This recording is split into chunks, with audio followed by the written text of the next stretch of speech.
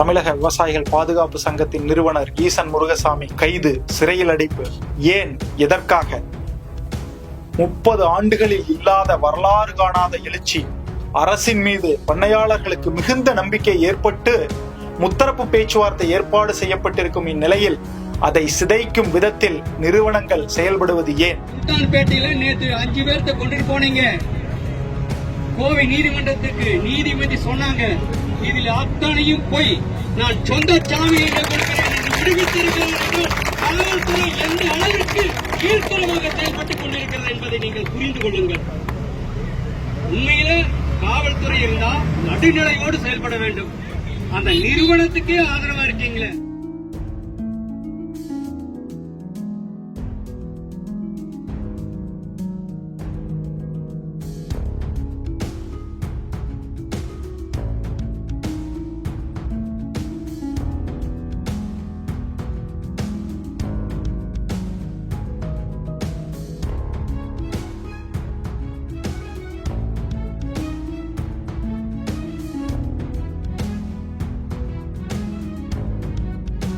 வணக்கம், நான் கருணாமூர்த்தி, தமிழக விவசாயிகள் பாதுகாப்பு சங்கத்தின் இனாம் இயக்கத்தின் மாநில ஒருங்கிணைப்பாளர்.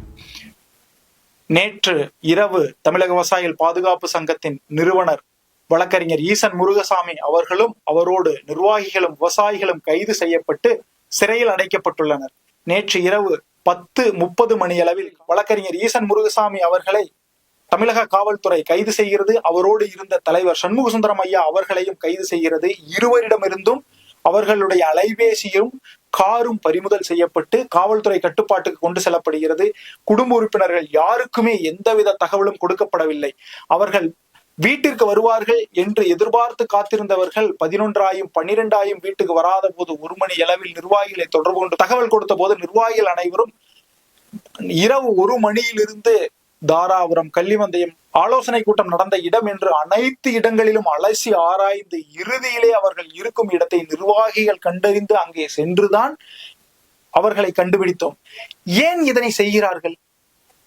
அதன் முன்தினம், கைது செய்வதற்கு முன்தினம் இரவு 8 மணி வரை இதே திருப்பூர் மாவட்ட காவல்துறையின் கட்டுப்பாட்டில்தான் தமிழக விவசாயிகள் பாதுகாப்பு சங்கத்தின் நிறுவனர், பொதுச் செயலாளர், தலைவர், நிர்வாகிகள், 1000க்கும் மேற்பட்ட விவசாயிகள் என அனைவரும் பெருந்திரளாக திரண்டிருந்தனர்.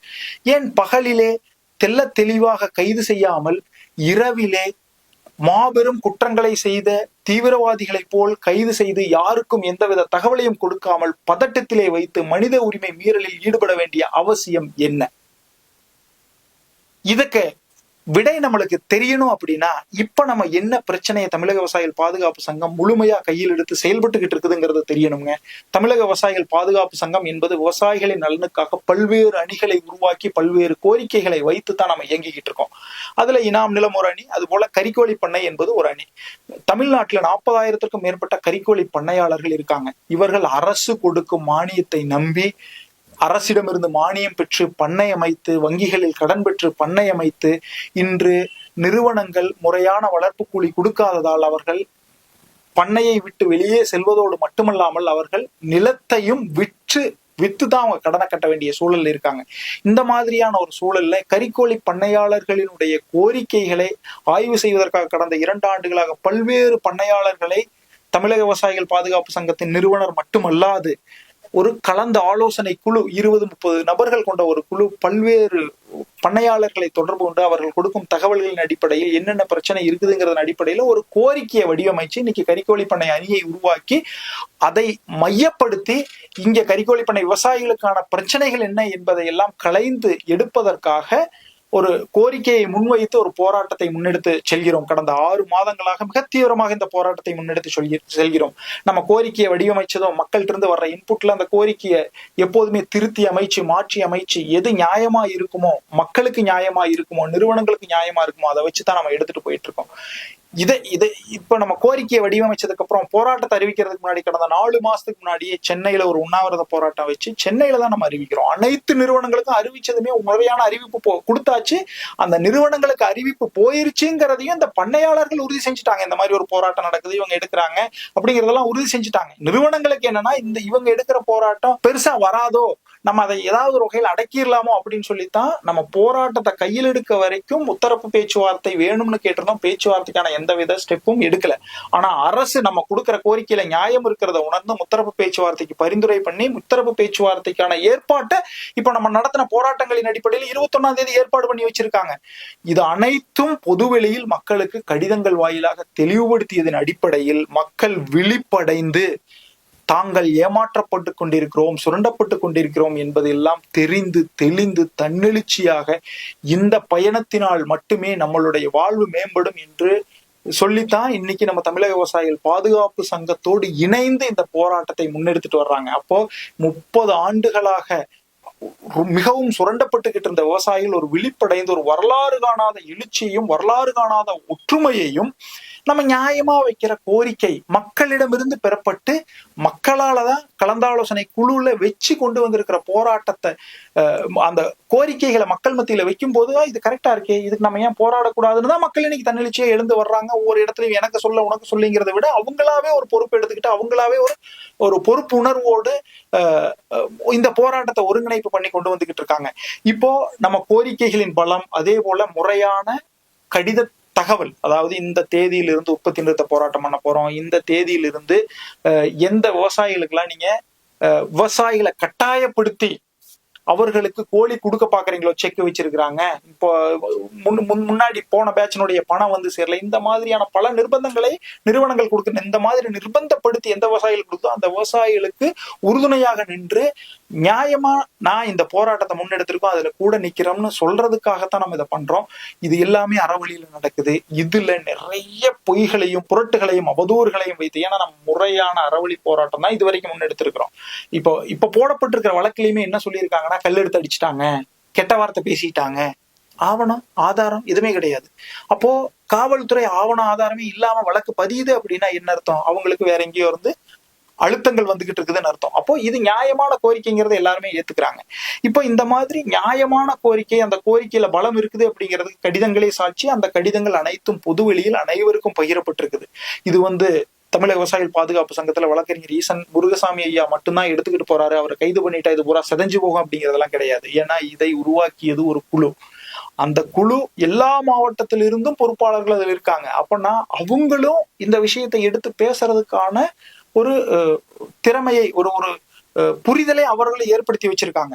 இப்படி இருக்கும்போது ஒருத்தரை 2 பேரை கைது பண்ணுவதனால் இந்த போராட்டம் எந்த விதத்திலும் ஒடுங்கி விடாது.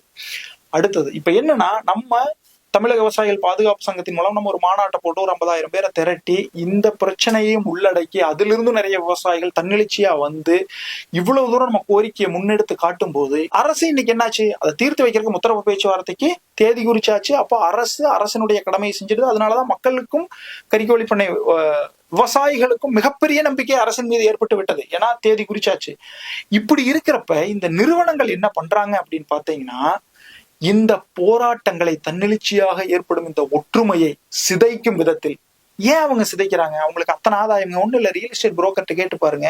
இந்த கறிக்கோழி பண்ணை நிறுவன உரிமையாளர்கள் என்ன பண்றாங்கன்னா, 10 நாளுக்கு ஒருக்கா 5 நாளுக்கு ஒருக்கா 10 ஏக்கர் 20 ஏக்கர் தோட்டம் வாங்கி போடுறாங்களாமாங்க. ஒரு சிலர்லாம் 1000 ஏக்கர் தோட்டம் வாங்கி வச்சிருக்காங்கன்னு சொல்லிட்டு இருக்காங்க. அப்போ இவர்களுக்கு லாபம் இல்லை என்றால் எப்படி இவ்வளவு சொத்துக்கள் வாங்குவதற்கு அவர்களுக்கு பணம் வரும்? யாராவது ஒரு சின்ன கார்ல வர்றாங்களா பாருங்க, கிடையாது. ஏன் அப்படின்னா அந்த அளவுக்கு விவசாயிகளை கட்டுப்பாட்டில் வைத்து, உங்களுக்கு குஞ்சுட மாட்டோம், அது பண்ண மாட்டோம், இது பண்ண மாட்டோம், கட்டுப்பாட்டில் வைத்து வளர்ப்பு கூலியை ஏறுவதற்கே விடாமல் விவசாயிகளை சுரண்டி கொண்டிருக்கிறார்கள். அப்போ விவசாயிகளை சுரண்டிக்கிட்டு இருக்கும் போது விவசாயிகளே நீங்கள் சுரண்டப்படுகிறீர்கள். ஒன்றிலிருந்து நம்ம ஒற்றுமையா நின்னோம்னா மட்டும்தான் நம்மளுடைய நியாயமான வளர்ப்பு கூலி. நாங்கள் நிறுவனங்களுக்கு எதிரானவர்கள் அல்ல. ஏன்னா நிறுவனங்கள் எல்லாமே எங்களை போன்ற எளிய வீட்டுல இருந்தவங்க தான் இன்னைக்கு பெரிய நிறுவன முதலாளிகளாக உட்கார்ந்துகிட்டு இருக்காங்க. அப்போ அவர்களுக்கு எதிரானவர்கள் அல்ல. அதே போல இங்க இருக்கிற மக்களையும் அவர்களுக்கு நியாயமான கூலியை கொடுத்து அவர்களையும் வாழ விடுங்க. ஏன் அவங்க ரொம்ப சுரண்டுறீங்க? அவங்க கடன் சுமைக்குள்ள தள்ளுறீங்க. அப்போ அவர்களுக்கும் நியாயம் இருக்குது. அப்போ நிறுவனங்கள் என்ன நினைக்குதுன்னா, இப்போ இந்த விவசாயிகளுக்கு தேவையான இந்த ஒற்றுமையை ஏற்படுத்தி விட்டாலோ, தேவையான வளர்ப்பு கூலியை கொடுத்தாலோ நாளைக்கு அவங்கள கட்டுப்படுத்த முடியாது. அவங்களுக்கு நம்ம இதை சொன்னா கேட்க மாட்டாங்க, அதை சொன்னா கேட்க மாட்டாங்கன்னு சொல்லிட்டு இந்த போராட்டத்தை சிதைப்பதற்கு எல்லா வழிகளிலும் முயற்சி செய்கிறது. முதல்ல என்னன்னா, தனி நபர் மேல அவதூறு பரப்புறது. இல்ல போராட்டத்துல முன்னாடி நிக்கிறவங்க மேல அவதூறு பரப்புறது. அந்த அவதூறு உண்மையா இல்லையான்னு மக்கள் நீங்களே நேரடியா வந்து பாக்குறீங்க. ஒண்ணு. ரெண்டாவது, இப்போ போலி சங்கங்களின் மூலியமாக இந்த நிறுவனங்களே இந்த சங்கங்களை உருவாக்கி அந்த சங்கங்கள்ல இருக்கிறவங்களுக்கு தேவையான கவனிப்பை கொடுத்து இப்ப என்ன பண்ணிருக்காங்கன்னா, நம்ம வந்து 2 தினங்களுக்கு முன்பு சென்னையில கால்நடைத்துறை அலுவலகத்துல ஆணையர்கிட்ட நம்ம போய் பேசும்போது அவர் என்ன சொல்றாருன்னா, நீங்க வந்து 20 ரூபா வேணும்னு சொல்லி கோரிக்கை வச்சிருக்கீங்க, இன்னொரு சங்கம் வந்து 6,000 ரூபாயே எனக்கு போதுமான அளவு இருக்குது, வேணா குறைச்சிக்கங்கன்னு சொல்லி பெட்டிஷன் கொடுக்குறாங்க. இப்ப அவங்க பெட்டிஷனை வச்சுக்கிட்டு நான் இதை க்ளோஸ் பண்ணிக்கலாமா அப்படின்னு கேக்குறாங்க. அப்போ இந்த நபர்களை எல்லாம் உருவாக்குவது யாராவது உங்களுக்கே தெரியும். அப்போ இந்த மாதிரி இதுக்கு மேல என்னன்னாங்க, நம்ம இதே உடுமலையில ஆர்டிஓ தலைமையில ஒரு அமைதி பேச்சுவார்த்தை நடக்குது. அந்த அமைதி பேச்சுவார்த்தையில கம்பெனிக்காரங்களே என்ன சவால் வர்றாங்கன்னா, முத்தரப்பு பேச்சுவார்த்தையில எங்களுக்கு நாங்க 4 சங்கத்தை உருவாக்கி வச்சிருக்கோம், அந்த சங்கத்தை உள்ள கொண்டாந்து விட்டு நாங்க என்ன பண்றோம் பாக்குறீங்களா அப்படின்னு ஒரு சவாலை விடுறாங்க. அப்போ விவசாயிகள் அனைவரும் ஒற்றுமையாக ஒரு அணியில் திரண்டிருக்கும் போது இந்த சங்கங்களை எல்லாம் விவசாயிகள் இனம் கண்டு அந்த கருப்பாடுகளை கண்டறிந்து அவர்களை எல்லாம் ஒதுக்கும் போது இந்த பிரச்சனையை தீர்ப்பதற்கு முத்தரப்பு பேச்சுவார்த்தை தான் ஒரே வழி என்ற ஒரு நிலைக்கு வரும்போது நிறுவனங்கள் அடக்குமுறையை கையாண்டு போராடுபவர்களையும் போராடும் மக்களையும் முன்னின்று போராடுபவர்களையும் சிறையில் அடைத்து விட்டால், பின்னடைவை ஏற்படுத்தினால் இந்த போராட்டம் சிதைந்து விடும் என்று எண்ணி இந்த வேலைகளை செய்து கொண்டிருக்கிறார்கள். அதுவும் பொங்கல் விடுமுறை தினங்களில் விவசாய வீட்டில் பொங்கல் வைப்பதற்கு பதிலாக விவசாய வீட்டில் பொங்கலே வைப்பதற்கு இல்லாத ஒரு சூழலை உருவாக்கி கொண்டிருக்கிறார்கள். இது ஏன் ஏற்படுத்துறாங்க அப்படின்னா, நம்ம ஒற்றுமையா நம்ம கேட்க ஆரம்பிச்சிட்டோம்னா நம்ம கோரிக்கை பலமா ஒழிச்சு நம்ம அந்த கோரிக்கை நியாயமான கோரிக்கை தான், நம்ம அநியாயத்தை எல்லாம் யாரும் கேட்கலைங்க. நிறுவனங்களுக்கு என்ன பாதிப்புங்க? விற்பனை விலையை அவங்க தான் முடிவு பண்றாங்க. எஃப்சிஆர்ங்கிற பேர்ல வளர்ப்பு கூலியும் அவங்க தான் முடிவு பண்றாங்க. விற்பனை விலை மறுக்க 2 ரூபா 4 ரூபா சேர்த்து இன்னைக்கு 170 ரூபா 180 ரூபாய்க்கு விற்பனை விலை வச்சிருக்காங்க. 110 ரூபா 90 ரூபாய்க்கு இருந்தது. யார் முடிவு பண்றாங்க? அரசு முடிவு பண்ணதுங்களா? கிடையாது. அரசு முடிவு பண்ணதுன்னா நம்ம உத்தர பேச்சுவார்த்தை வேண்டியது இல்லை, நிறுவனங்கள் தான் முடிவு பண்ணுது. அதே நிறுவனங்கள் தான் முடிவு பண்ணுது. அப்படின்னா விவசாயிகளுக்கு தாராளமாக வளர்ப்பு கூலியை கொடுக்கலாம். இன்னொரு உதாரணம் சொல்றேன். நம்ம போராட்டம் ஆரம்பிக்கிற அன்னைக்கு ஒரு சிலர் குஞ்சிறக்காதவங்களுக்கு என்னன்னா 3 ரூபா வரைக்கும் கொடுக்குறோம் குஞ்சிறக்குன்னு சொல்லிட்டாங்க. எப்போ 1ஆம் தேதி 2ஆம் தேதியில அப்பவும் விவசாயிகள் இறக்கல, ஒரு சிலர் இறக்குறாங்கன்னு வைங்க. இன்னும் ஒரு சில இடங்கள்ல இருந்து வர ரிப்போர்ட் என்னன்னாங்க, நாங்க 20 ரூபாயே கொடுக்குறோம், நீங்க வளர்த்துருங்க அப்படின்னு சொல்லி ரிப்போர்ட் வந்துகிட்டு இருக்குது நம்மளுக்கு. அப்ப 20 ரூபா கம்பெனிகளால நிச்சயமாக கொடுக்க முடியும், இதுல மாற்றுக்கருத்தே கிடையாது. கொடுக்க மனமில்லை. அவர்களுக்கு மனதை வர வைக்க வேண்டும் என்றால் நம்மளுடைய ஒற்றுமை மட்டுமே. இப்பொழுது தமிழக விவசாயிகள் பாதுகாப்பு சங்கம் அவர்களால் களத்தில் எவ்வளவு தூரம் மக்களை ஒருங்கிணைக்க முடியுமோ, களத்தில் பயணப்பட முடியுமோ நின்று கொண்டிருக்கிறோம், நிச்சயம் நிற்போம். ஆனால் இந்த போராட்டம் வெற்றி பெற வேண்டுமானால் பண்ணையாளர்களே உங்களால் மட்டுமே முடியும். ஏன் அப்படின்னா சங்கம்ங்கிறது சங்கமம், பிரச்சனை நியாயமான கோரிக்கைக்காக ஒன்றிணையும் மக்களின் சங்கமம். கறிக்கோழி பண்ணை விவசாயிகள் மட்டும்தான் வருவாங்கன்னு கிடையாதுங்க. ஒவ்வொரு கோரிக்கை இருக்கிற எல்லாருமே வருவாங்க, எல்லாரும் எல்லாத்துக்கும் உதவி பண்ணுவாங்க. அதனாலதான் இன்னைக்கு பாத்தீங்கன்னா இந்த போராட்டம் பிரச்சனையில தீவிரமா முன்னெடுத்துட்டு போறது சங்க நிர்வாகிகள் தான். கறிக்கோழி பண்ணையாளர்கள் எவ்வளவு பேர் கைதாயிருக்கிறாங்க, சங்க நிர்வாகிகள் எவ்வளவு பேர் கைதாயிருக்கிறாங்கன்னு பாருங்க. சங்கத்தினுடைய தலைமையில் இருக்கக்கூடிய நிறுவனர் வழக்கறிஞர் ஈசன் முருகசாமி ஐயாவே கைது. அப்போ என்னன்னா இந்த போராட்டத்தில் சமரசமின்றி நாங்கள் தமிழக விவசாயிகள் பாதுகாப்பு சங்கத்தின் சார்பில் நம் மக்களுக்காக நிற்போம் என்பதில் எந்தவித மாற்று கருத்தும் கிடையாது. அதே போல் பண்ணையாளர்களான நீங்கள் நிற்பீர்களா? உங்களால் மட்டுமே இந்த போராட்டத்தை வெற்றியடைய வைக்க முடியும். யாருக்கான வெற்றி? தமிழக விவசாயிகள் பாதுகாப்பு சங்கத்துக்கு இதுல என்ன ஆதாயம் கிடைக்க போகுது? எதுவுமே கிடையாது. நாங்க ஆதாயத்துக்காக கிடையாது. மக்கள் நல்லா இருந்தாங்கன்னா எங்களுக்கு சந்தோஷம். அதற்காகத்தான் நாங்கள் அனைவரும் பாடுபட்டு கொண்டிருக்கிறோம். அப்போ மக்கள் அனைவரும் என்ன பண்ணணும்? எல்லாம் ஒன்றிணைச்சு வந்து யாரும் இனிமே குஞ்சிறக்க கூடாது. நம்ம பண்ணையில நம்ம குஞ்சிறக்க மாட்டோம். நீங்க முத்தர பேச்சுவார்த்தை வச்சிருக்கீங்க, முறையா நியாயமா பேசி முடிங்க. பேசி முடிச்சதுக்கு அப்புறம் குஞ்சிறக்கிறோம். என்ன இன்னைக்கு 14ஆச்சு தேதிங்க, இன்னும் 7 நாள் தானே இருக்குது. 7 நாள் குஞ்சிறக்காம இருக்கும்போது என்ன பிரச்சனை? ஒன்னும் பிரச்சனை கிடையாது. அடுத்த வாரம் புதன்கிழமை வரைக்கும் தான். குஞ்சிறக்காம நீங்க 100% குஞ்சிறக்காம இருந்தீங்கன்னா நிச்சயம் நாம் நினைத்ததை அடைவோம். 18 ரூபா வரைக்குமே ஒரு சில கம்பெனிகள் வருவதற்கு தயாராக இருப்பதாகத்தான் நம்ம கம்பெனிகளிடமிருந்து வருகிற தகவல்கள் சொல்லுகின்றன. அப்போ இந்த அளவுக்கு ஒரு வீரியமான ஒற்றுமை மிக்க ஒரு போராட்டத்தை கம்பெனிகள் அந்த நிறுவனங்கள் சிதைத்து அவர்களினுடைய ஆதாயத்தை பெறுவதற்காகத்தான் அவர்கள் பார்க்கிறார்களே ஒழிய விவசாயிகள் நம்ம நல்லா இருக்கலாம், அதே போல நம்மளுக்கு வளர்த்தி கொடுக்குற விவசாயிகளும் நல்லா இருக்கட்டும்னு அவங்க நினைக்கல. நினைச்சிருந்தாங்கன்னா இவ்வளவு தூரம் அவங்க பண்ணணுங்கிற அவசியம் இல்லை. அப்போ இந்த போராட்டத்தை முன்னெடுத்து அனைவரும் ஒற்றுமையாக இருந்து உங்கள் பண்ணைகளில் குஞ்சுகளே இறக்காமல், ஒரு சில பண்ணையாளர்கள் இன்னும் ஒரு சில ஐடியா எல்லாம் பண்றாங்க. என்ன பண்றாங்கன்னா, அவங்க வந்து இப்ப பண்ணையில குஞ்சு இறக்கி 20 நாள் 25 நாள் ஆகுது. அந்த சூப்பர்வைசரை கூப்பிட்டு, இங்க பாருப்பா, நீங்க வந்து நாங்க நியாயமான கோரிக்கையை வைக்கிறோம், நீங்க நியாயம்னு சொல்றீங்க, ஆனா என்ன பண்றீங்கன்னா பொய் புகார்களை கொடுத்து நீங்க எங்க நிர்வாகிகளையும் எங்க விவசாயிகளையும் கைது பண்றீங்க, நாங்க எங்க பண்ணையை பூட்டி உங்ககிட்டயே ஒப்படைச்சிடறோம், நீங்களே எல்லாம் பண்ணிக்கங்க, நாங்க தண்ணி கொடுத்துறோம், நீங்களே தீனி போட்டுங்க, எல்லாம் பண்ணிக்கங்க அப்படிங்கிற மாதிரி போராட்டத்தை முன்னெடுக்கிறோம்னு சொல்றாங்க. அது அவர்களுடைய தனிப்பட்ட விருப்பம். ஏன்னா அது அவர்கள் அந்த வழியில எதிர்ப்பை காட்டுறதுக்கு விரும்புறாங்க. அப்படி காட்ட விரும்புறவங்க காட்டட்டும். ஆனா நம்ம என்னன்னா, அனைவரும் குஞ்சு இறக்காமல் நம் போராட்டத்தை தொடர்வோமேனால், ஒற்றுமையை தொடர்வோமேயானால் நிச்சயம் வெற்றி பெறுவோம். இந்த வெற்றி முழுக்க முழுக்க பண்ணையாளர்களான உங்கள் கையில் உள்ளது. முழுக்க முழுக்க அனைவரும் ஒற்றுமையாக இருப்போம். இதுல என்ன பண்ணணும்னா, ஒன்றிய வாரியா பக்கத்துல இருக்கிற பண்ணையில இருந்து எல்லாருக்கிட்டையும் போய் பேசுங்க.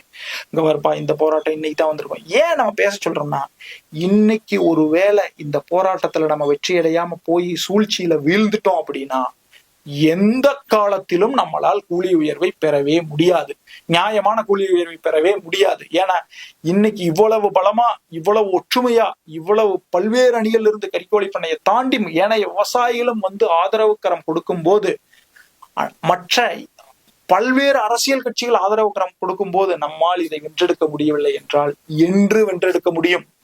நம்ம இல்லைன்னா பண்ணையை விட்டுட்டு போற ஒரு சூழல்ல தான் நம்ம வரும். பண்ணையை விட்டுட்டு போகும்போது சொத்தையை விட்டுட்டு போற ஒரு சூழல் தான் வரும். அதுதான் பெரு நிறுவனங்கள் விருப்பப்படுகின்றன. அவங்க நிறைய ஏகப்பட்ட பல இடங்கள்ல சொத்துக்களை வாங்கி குவிச்சுக்கிட்டு இருக்கேன். ஆகவே பண்ணையாளர்களே, விவசாயிகளே, சிந்தியுங்கள். இந்த போராட்டத்தில் இந்த அடக்குமுறைகளை தாண்டி நாம் வெற்றியடைய வேண்டுமானால் நாம் அனைவரும் ஒன்றிணைந்து உற்பத்தி நிறுத்த போராட்டத்தை முழுமையாக கடைபிடித்தால் நிச்சயம் நாம் வெற்றியடைவோம் என்பதை தெரிவித்துக் கொண்டு, இந்த ஏற்பட்டிருக்கும் பின்னடைவில் இருந்து தமிழக விவசாயிகள் பாதுகாப்பு சங்கமும் அனைவரும் வீறு கொண்டு எழுந்து இந்த போராட்டத்தை மட்டுமல்லாமல் விவசாயிகளின் நியாயமான கோரிக்கைகள் அனைத்தையுமே வென்றெடுப்போம் என கூறிக்கொண்டு வணக்கம்.